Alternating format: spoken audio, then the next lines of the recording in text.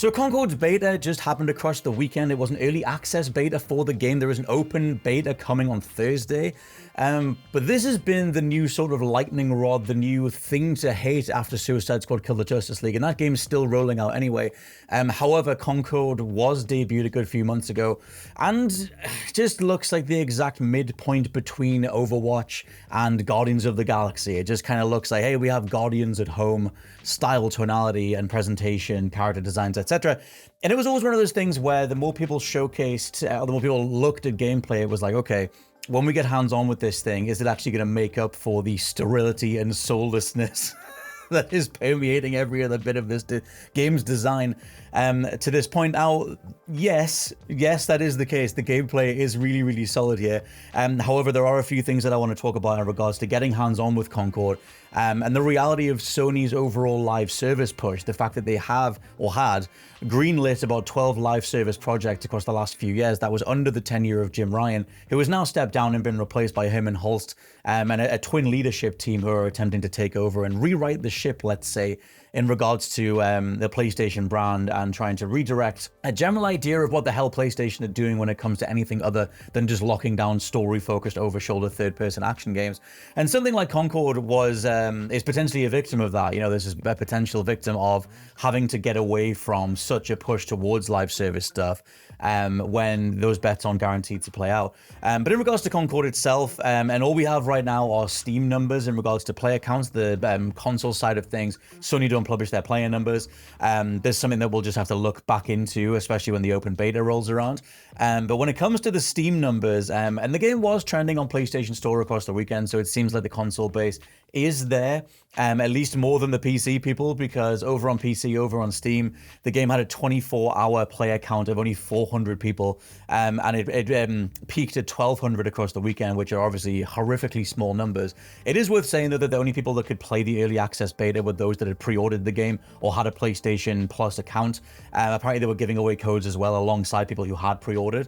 So this number is obviously abysmally small, but it is predicated on a specific set of entryways. Now, that, again, might change when the open beta comes along, but these are still horrifically small numbers. And even, like I said, we'll see. I don't want to dog on the game too much. I think that's extremely easy to do. We've already done that a couple of times on the podcast and on previous news coverage. But the general way that this is coming together, it's just going to be very easy to hate. If you're sick of the Disneyfication of mass media, you're sick of a certain style of comedy that came in around about 2012, but is really peaking now. It's everywhere. If you're sick of all that stuff, you're sick of these styles of characters, it's going to be a major off-putting element. But I'll get to the positives in a bit, because I do think when it comes to the Disney stuff or the MCU stuff, or trying to chase the nebulous mass audience and just doing the most boilerplate characters possible, there's the sassy character, there's the dumb character, there's the quippy character. We've seen this stuff done to death. And I do think it's interesting seeing just how long these tropes have been stretched out, that the average person is now sick of them. But at the same time, you have a lot of corporate bets being placed on this stuff. Something like last year's Forspoken was another example where you just had an overtly off-putting tone. Even though that game's intro is way better than its reputation would have you believe, and the rest of the game kind of falls apart and becomes extremely bland and beige, etc. But still, that assumption of, like, if we just do this style, it'll work, it'll pay off, even though Disney themselves and Marvel themselves are very much struggling with this.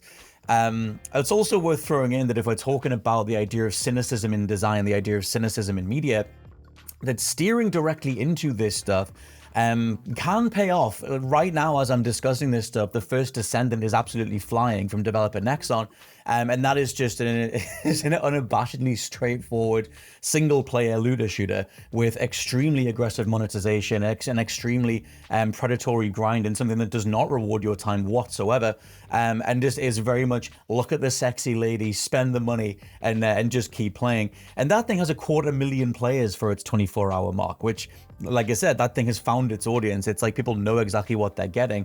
And also Marvel Rivals, the game that's coming out soon, has its beta very soon as well, is just an even more overt Overwatch ripoff. Like even down to the reticle pop when you kill someone, it is literally Overwatch with a Marvel skin. And for whatever reason, that thing went down a little bit more positively. It's almost like people kind of go, okay, I guess, you know, I kind of respect the fact that you're directly ripping this off in a way that something like Concord, with its weird amalgamation style approach, is more dogged on, because it's like we're trying to cash in on Guardians of the Galaxy, we're trying to cash in on Overwatch hero shooters, past things that have done well, but with a varying degrees of conviction in regards to originality. For now though, I do want to try and talk about the positives. I think this game is fascinating in regards to, you know, you can see, like I said, the corporate overlord style approach. You can see the various business meetings, the various fingers being meshed together of just, hey, if we did Guardians of the Galaxy and then Overwatch and just meshed it together, you know, that will result in massive profits or whatever.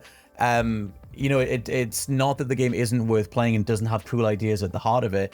And those things are worth touching on. I'm just so curious whether the average person just bounces off this regardless, because of just how exhausting and extremely tired they are of this approach to, well, I'm going to say media overall, even though it is very prevalent in game design.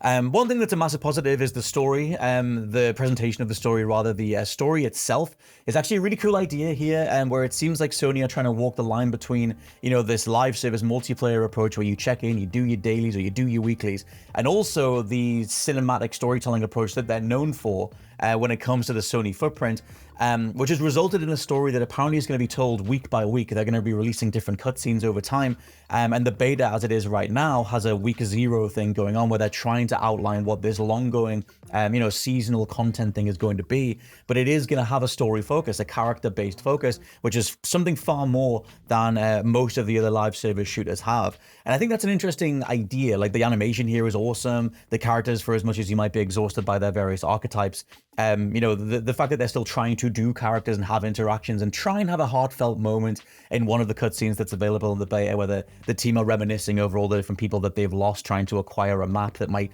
lead to better things. The cynical part of me just goes, well, that's Star Wars Force Awakens plotline. You've just taken that and something else to do that's already kind of proven. But still, there is that idea of trying to take the top tier cinematic flair that Sony are known for everywhere else and inject that into a live service model, which we'll see how that works. You know, they're going to need a certain amount of players to turn up every week, every month, whatever, to make that story roll out. And then there's always the question mark over how does it even make sense if you jump in a few months later? Will you have missed certain twists and turns? And how are they going to manage all of that stuff? Also, one of the more identifying parts of playing Concord, because the basic bread and butter style of it, balls to bone style of it, is a hero shooter. It is Overwatch. You have character-based powers, you know, you have light arena shooting style elements in regards to the physics, and you're putting down different deployables and taking on different characters, you know, with different boosts and passives and things like that. The original thing, though, is the crew system. Now, this is already dividing people, mainly because it's barely tutorialized in the beta. They barely point you towards the thing in the first place. But this idea of building a crew out of the different characters that are available is a cool way of encouraging you to play as multiple characters. Now, the way that this thing works, and it doesn't actually unlock until level 6 either, so that does require a good couple of hours of grinding or doing matches before you get access to this thing. But basically, it's built around stacking different boosts and boons from character to character. So when you pick someone at the beginning of a round, they'll come with a passive boost, like maybe they heal faster, and they have less recoil, longer range, something like that. And then when you switch to a new character, which every time you die, the game suggests you want to switch to somebody else, that boost carries over. So you can stack boosts per character. Every time you switch to someone else, you'll activate a new boost, but the previous one is already activated anyway. And you want to try and build crews around that and think about turn order or character order in regards to the way that you're playing these matches, and the way that you know, the matches themselves, the rounds themselves might incentivize you to stick with one character for a certain round, or build up to playing as a sniper further down the way. I think that's really interesting, especially when we have a genre that is so main focused. Most people tend to just pick a character and just main them from front to back for hours on end or years on end. And it's kind of interesting seeing a new developer, you know, Firewalk or a new developer, just saying, hey, you know, why not approach this from a different way and encourage people to play as an entire roster. I think that's really fascinating. is already extremely divisively received. There are stalwarts of the genre who play this stuff all the time, just saying, well, I don't want to be forced off the character I'm sticking to. I want to main this character, and I shouldn't be penalized for not doing so because I should be able to unlock everything playing as one character. They're trying something else, and it is very, round-based, depends what the objective is, as to whether you can get away with playing as one character. So I'm very curious how that's going to roll out. Just because it is so massively different and because it is so horrifically tutorialized in the beta. It's literally, you've got to go in you've got to optionally pick it off the main menu and read this big text breakdown of exactly how the crew system works. I think Firewalk needs to do a much better job of getting out ahead of the open beta and fixing that stuff and making sure that people actually know what differentiates this game, because it's so easy to just look at it and be like, it's another Overwatch, it's a Guardians of the Galaxy skin for Overwatch. The next thing down in regards to a talking point and a potential positive is the price point. Now, I kind of think this should be free to play just because of the fact that it's going up against Overwatch 2 and Apex Legends and everything else, Warframe, insert your hero shooter or live service shooter of choice here. But the price point is £35/$40, which is the same as Helldivers 2. I think Sony have just gone, well, it worked over there, we'll try it again. And you do have the developers getting out there saying, look, we're giving you characters, maps, and modes for free. That's part of what you buy into, and you'll get that every season as the story rolls out week to week. Different characters assumedly will emerge. And if maybe a character dies, maybe someone gets replaced, that's all free. Different modes, all that stuff is all part of the rollout of the game for that initial upfront cost. But there are microtransactions in here as well for cosmetics. You are heavily customizing the characters, whether it comes to different poses they're doing, different weapon skins, different animations, things like that. Stuff we've seen a million times before. But if you're going to go down the microtransaction route, one of the only ways you can do that these days is, do it palatably, is to stick to cosmetics and aesthetics and not have anything that even remotely feels like pay to win. So thankfully that is what they're doing. But at the same time, it's just that thing of, do you actually want to customize these characters? Do you want to main one of these characters, or at least focus on them enough that you want to start speccing them out? And also, are these characters story dependent? If you spend a lot of time, for example, on a character like Haymar, who I absolutely love, she's my favorite, if you stick time with her, is she going to die in the story and then probably still be available in certain multiplayer modes that aren't really canon? But at the same time, I am curious to see how they handle the story side of things.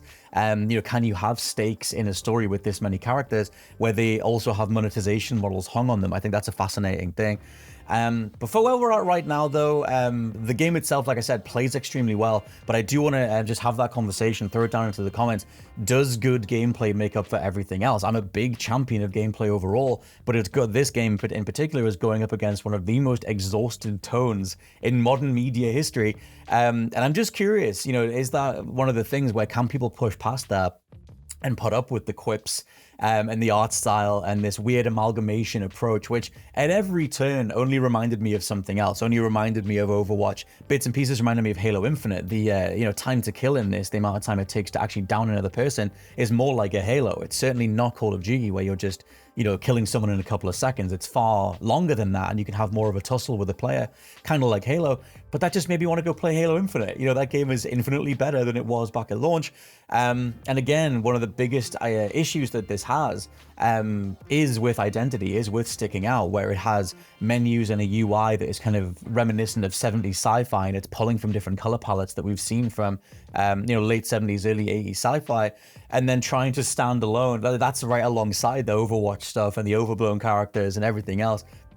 And very few parts of it actually stick. I played it across all of the weekend, dipping in, dipping out, good few hours across the weekend. And every time I wasn't playing it, I wasn't thinking about it.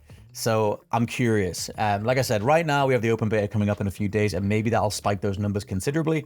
But for right now, I am just so curious to see what happens when Sony attempt to chase a trend, something they haven't done, especially this generation or in a good long while, so nakedly. When someone like them chases a trend so overtly with so much money behind it, does that pay off, or does the average consumer just go, we see what you're doing and we're not playing?